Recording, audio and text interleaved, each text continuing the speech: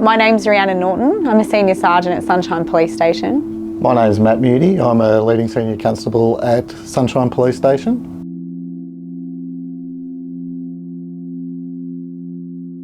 Carrying a knife and potentially using that knife in whatever way you do, it affects their family and it can affect them in all different ways, and they're ongoing effects. Everything from families breaking up, trauma, drug and alcohol use, people losing jobs. It'll affect their sporting community.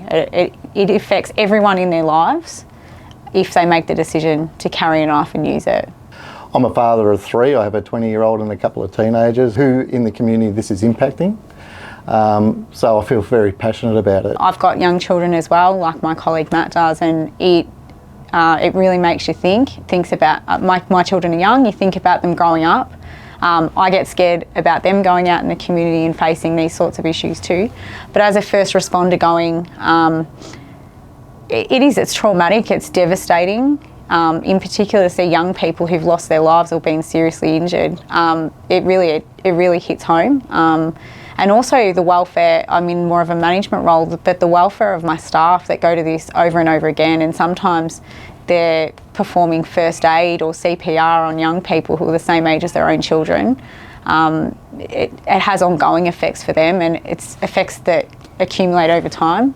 But also on members of the public that witness it. I think we forget about them. They're innocent people that are going about their business, doing the groceries, and for many of them, their lives are never the same mentally because of what they're witnessed. Some of them are afraid to go out again. It just impacts everyone. I will say for me personally, and I'll say edged weapon crime, because early on in my career I dealt with someone who was attacked with a broken bottle. And it was probably the most helpless I ever felt in my career, and I've been a policeman for nearly 35 years now. And a young man was slashed across the face. It was an extensive wound.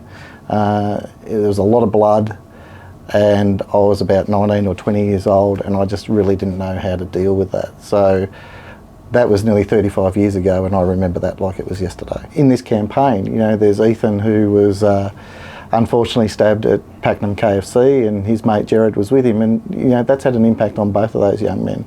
And speaking to Jared at length, you know, he's had that trauma with other trauma piled on top of that, and that's affecting a young man who's in his early 20s, and you know that affects their social life, it affects his family. You know, his mum's worried when he goes out.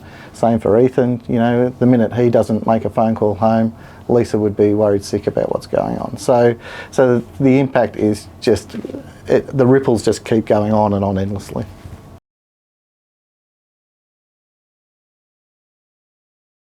I don't see any real reason why young people should need to carry a knife when they go out and about, when they go to school, when they go to a party. No good can come from that. Only harm can come from it. There's just never a time or a place or a reason that would need them to do that. There's always another option.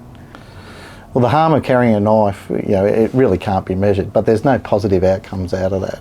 You know, the outcomes are injury to yourself or someone else.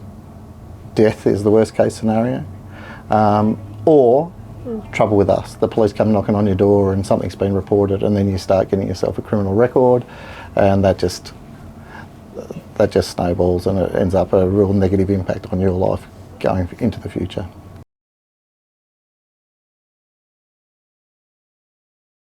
People are scared, I think is the biggest thing when it comes to knife crime. The general public are scared. They're scared to go about their business. Young people are scared of each other carrying knives. People shouldn't be afraid in their community to go out. Unfortunately, we're seeing these things happen even during the daytime. We're seeing it at school. Young people should be able to be free like adults to go about their business and not be scared of someone using a knife against them or of them getting stabbed. The effect on the community at the moment is significant. You know, we've, working here in Brimbank, we've had a couple of deaths of young people in close time frame to each other. One of those was at our local railway station at Sunshine, and I've had to go and do talks to businesses in that area because people who have had nothing to do with that incident are in fear of walking around the train station, walking around the general neighbourhood. because they think that's going to happen to them. And a lot of these instances are targeted incidents, but yeah, the ripple effect is that those who have nothing to do with any of it still feel that impact. So it does stretch far and wide. Knife crime devastates the whole community. It's not just the individual who might be the victim or the person that's carried the knife. It's absolutely everyone that's connected to them, but even people who've never met them before, and we see it. We see it on media, we see it in schools, we see, unfortunately when these things happen, large groups of youths that are upset, it impacts their schooling. It's widespread. No one's really exempt from the effects of knife crime. The impact on everyone around, it just keeps going. I mean, we as first responders, it impacts us. We go home and we tell stories to our family and it impacts them. They then will have that little bit of fear involved there. So those members in the community that are unaware and they just see a news story, they think straight away, oh, that's an unsafe area to be, I can't be out there, I'm not going to take my kids there. Things like this that just keep going on and carrying on. So it can, through the media, it can create a perceived risk to everyone where there's perhaps not. But it also makes people a bit more aware of their surroundings rather than walking around oblivious to what's going on.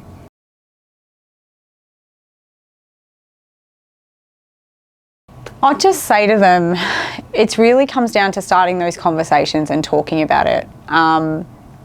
Everyone's impacted by these types of crimes involving edge weapons, but we need to start talking, first of all, to the young people, talk to them about the issues that they're facing and ways that they can deal with it. We need to encourage them to talk to a family member, to an adult, whoever they feel comfortable before they go and get involved in carrying knives. If they're scared, they need to talk to someone about that. And I'd also say to parents, they're really important as well in starting those conversations, because if you don't have them, this is when these sorts of things happen. You don't have to be the one carrying the knife to be impacted. You can be impacted mentally by what happens, but you can also end up yourself getting hurt or seriously injured just by being with someone who's carrying a knife. So that's another thing I'd say to parents, just because your child might not carry a knife, if they're hanging around with kids who do, they might find themselves in exactly the same situation, unfortunately. For adults watching this video, I think you can't sit there with your head in the sand and think it's not going to happen to you. I think it's really important that you have conversations with your kids, you check in with your kids, you know what they're up to, where they're going, and I know that can be difficult as a parent myself. I know that's hard, but don't be scared to have those conversations, because I can't think of anything worse than having a conversation with us coming around and telling you what has just happened to your child. So please have those conversations.